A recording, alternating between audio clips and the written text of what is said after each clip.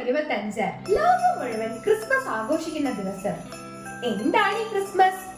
ലോകത്തിന്റെ രക്ഷകനായി ഉണ്ണീശോ പിറന്ന ദിവസം.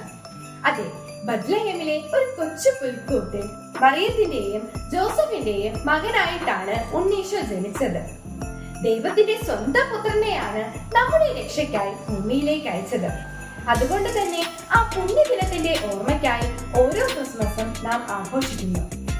നക്ഷത്ര ദീപങ്ങളും ക്രിസ്മസ് ട്രീയും സാന്റാക്ലോസും എല്ലാം ക്രിസ്മസിനെ വരവേൽക്കാനായി ഒരുങ്ങിക്കഴിഞ്ഞിരിക്കുന്നു.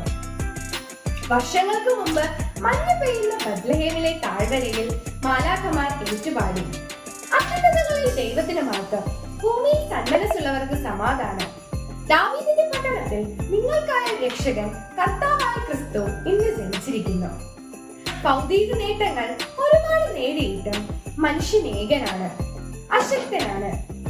ജീവിതം നിരാശയിൽ ആണ്ടുപോകുമ്പോഴും ദൈവം കൂടെയുണ്ട് എന്ന ഓർമ്മപ്പെടുത്തലാണ് ഓരോ ക്രിസ്മസും.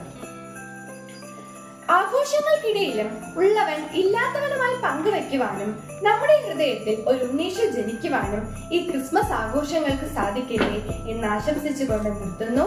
നന്ദി, നമസ്കാരം.